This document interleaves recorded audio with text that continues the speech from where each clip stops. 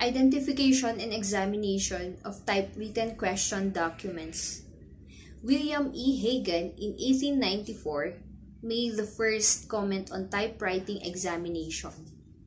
He wrote that all typewriter machines, even when using the same kind of type, become more or less peculiar by use as to work done by them. These peculiarities positively connect them with the printing done by the machine.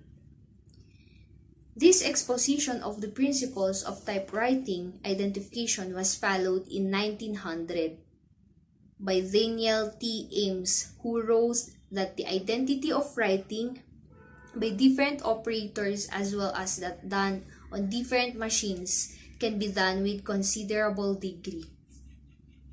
Different operators have their own peculiar methods which differ widely in location of date, address, margins, punctuation, spacing, signing, as well as impressions from touch. In several articles written between 1901 to 1907, Albert S. Osborne, the foremost document examiner of the early 20th century, defined that the principles of typewriting identification used today. He called it the landmarks in typewriting identification. Moving on, let's discuss on how to analyze or identify a typewriting. The first step is to identify the type and model of the machine that created the specific document. So in terms of the general characteristics, we need to determine whether an Elite or Pika typewriter was used. The next step is to identify the typewriter's model, such as an Olympic SM3, Smith Coronet Stirling, or an Underwood 5. Eventually, in order for us to identify the typewriter's model, let's compare the letter size and style because each model has a different font style. The second one is specimen. We need to identify if that one particular typewriter produced that document by verifying each typewriter's individual characteristics that are embedded in that document. And after identifying the type and model used in that document, we can ask the manufacturer of that typewriter to help us in determining when was the question document was produced, but suddenly what they can give us is the approximate period of time and not the exact period of time that the question document created. And the last one is to determine whether the kind of material was produced continuously by checking the characteristics such as the alignment, indentation, and spaces of letter that of that question document. So let us now proceed to what to examine in a typewriter. So number one is the design, size, and the proportion of all the characters. So all typewriter is unique. It has different design, fonts, and as well as the characteristics. So bawat kumpanya na gumagawa ng typewriter ay may sarili-sariling pagkakaiba tulad sa font and sa design ng typewriter mismo. Pati din sa model na ginagawa ng isang kumpanya, model ng typewriter ay may pagkakaiba din sa mga ibang models ng typewriter. So next is the condition of the typeface and the presence of defects, bruise or scars in the letters due to wear or accidents. So yun, habang ginagamit natin yung typewriter, ay nagpo-produce ito ng defects. Mas lalo na sa characters, sa letters, which nagagasgasan ito or yun nagkakaroon ng bruises. So, pag itatype natin yung letter na yun ay may tendency na hindi natatype ng buo or putol-putol yung isang letter.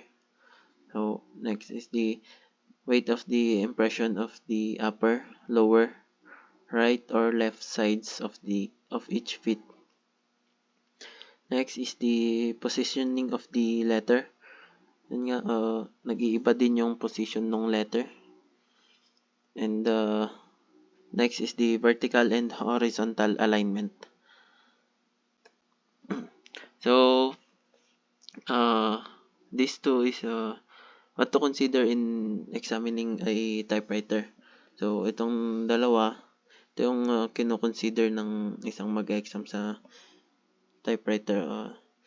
Number one is typewriter is never absolutely perfect. A typewriter coming out fresh from the factory has already some defect, which give its own personality. Whatever the quality of the manufacturer, a typewriter is never absolutely perfect.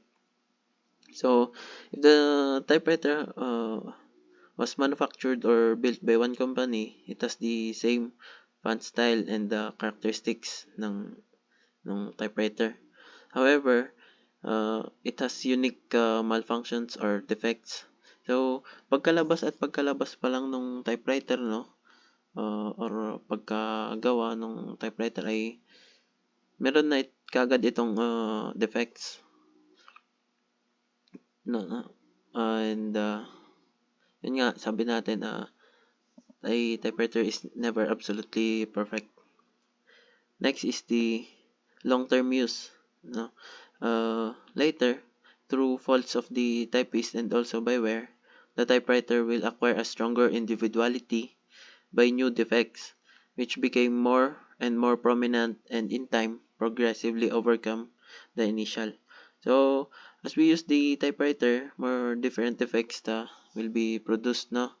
Yun nga, sabi ko kanina na pang ginagamit natin yung typewriter, nagagasgasan or napupudpud din yung mga characters.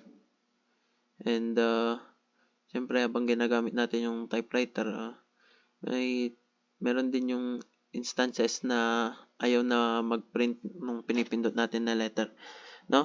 Para lang tong mga gadgets natin, no? As we use it daily, may mga nabubuong sira or nagagasgasan yung mga gadgets natin. And di natin to napapansin, no? Pero meron pa rin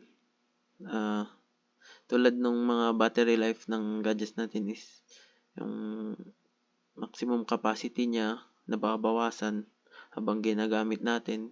Di natin namamalayan na mas mabilis na pala malowbat.